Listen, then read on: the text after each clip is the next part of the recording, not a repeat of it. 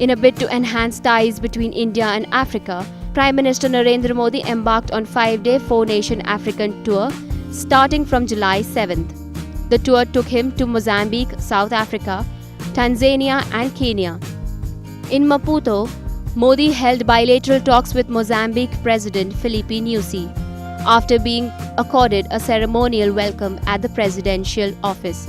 He also visited the National Assembly of Mozambique and met its Speaker Veronica Macamo.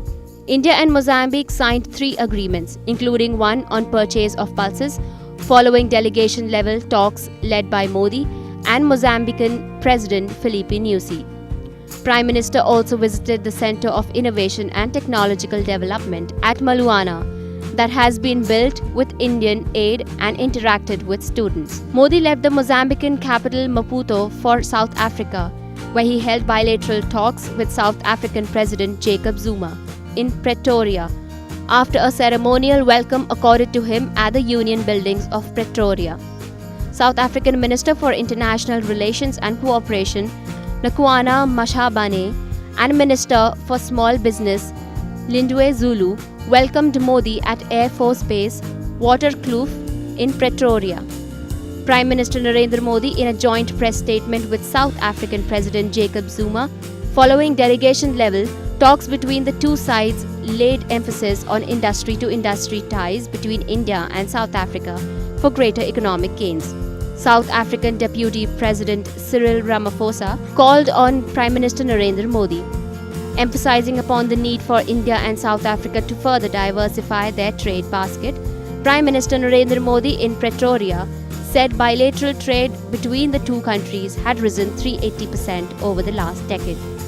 Prime Minister Narendra Modi visited Constitution Hill in Johannesburg, the site of South Africa's highest constitutional court, and where Mahatma Gandhi was once incarcerated, and paid floral tributes to the leaders of India's freedom struggle. He also inaugurated a special exhibition on Gandhi and Nelson Mandela during the course of his tour across the site.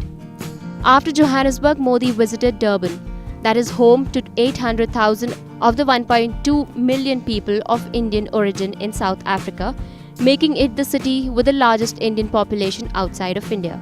He also undertook a train journey to Pietermaritzburg station in memory of the 1893 incident in which Mahatma Gandhi was thrown out of a train compartment on account of his skin color. After this, Prime Minister left South Africa for Tanzania on the 3rd leg of his 4-nation tour of Africa, where he was accorded a ceremonial welcome at the State House in Dar es Salaam, marking the start of his engagements with the Tanzanian leadership. Here, Prime Minister Modi held bilateral discussions with Tanzanian President John Magufuli in Dar es Salaam, followed by the signing of agreements. A major highlight of Modi's visit to Tanzania was meeting with a group of solar mamas. Solar mamas are women from developing nations who have been trained in harnessing solar energy at the Barefoot College at Tilonia village in Ajmer, Rajasthan. India and Tanzania agreed to deepen their partnership in agriculture and food security and work together in the development and use of natural gas, as New Delhi committed more aid for this East African country's water supply projects. The partnership in the area of natural gas development and use is significant, as Tanzania has been emerging as a gas giant with a series of finds since 2011.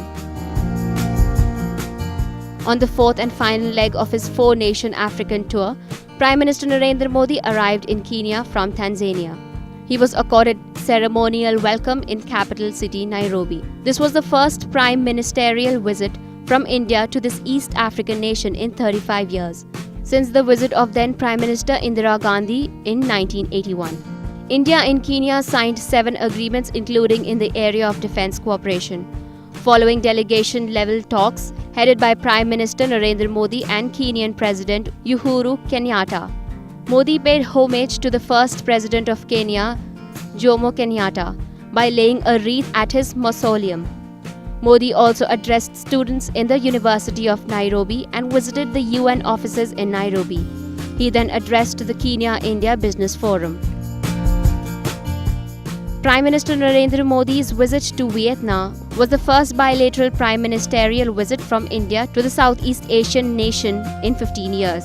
In Vietnam, Modi met with the top Vietnamese leadership, including General Secretary of the Communist Party of Vietnam, Nguyen Phu Trong, President Tran Dai Quang, Prime Minister Nguyen Xuan Phu, and Chairman Nguyen Thi Kim Ngon. After delegation level talks between Prime Minister Modi and Vietnamese Prime Minister Nguyen Xuan Phu, the two sides signed 12 agreements. In a joint press statement with his Vietnamese counterpart following the signing of agreements, Modi said that India has extended a $500 million line of credit to Vietnam in the defense sector.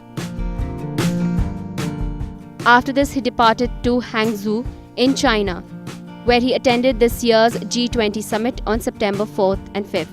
Addressing G20 leaders, the Indian leader urged them to isolate and sanction supporters of terrorism. At the two-day summit held in the eastern Chinese city of Hangzhou, India raised the issue of terrorism at various sessions. Modi told Chinese President Xi Jinping how the scourge of terrorism was affecting the region. On the sidelines of the summit, Modi met British Prime Minister Theresa May and Argentina President Mauricio Macri. Modi said, India viewed the UK as an important partner despite its decision to quit the European Union. This was Modi's first bilateral with May, who succeeded David Cameron after the Brexit vote in June. Modi also met Argentina's newly elected President Macri and invited him to visit India. He also thanked Macri for Argentina's strong support for India's membership in the Nuclear Suppliers Group. Prime Minister Narendra Modi departed from Vientiane, Laos, where he attended the 14th India-ASEAN Summit and the 11th East Asia Summit. During the summits, Modi advocated the strongest action against states that use terrorism as an instrument of state policy and outlined India's stand on the South China Sea issue. He also met several world leaders, including US President Barack Obama, on the sidelines.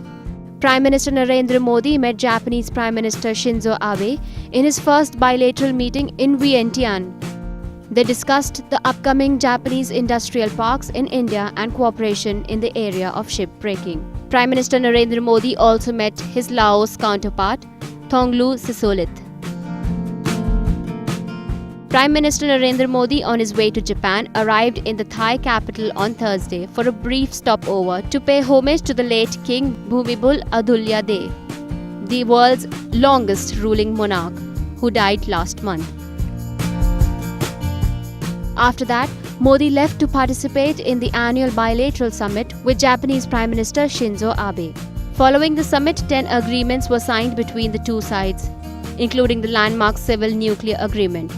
Modi also attended an India-Japan Business Leaders Forum and addressed a luncheon meeting organized by the Confederation of Indian Industry and Keidanren, or the Japan's Business Federation. During his visit, Modi, along with Abe, traveled by the Shinkansen high-speed rail from Tokyo to Kobe and visited the Kawasaki heavy industrial plant there to get first-hand knowledge of the technology. INS report.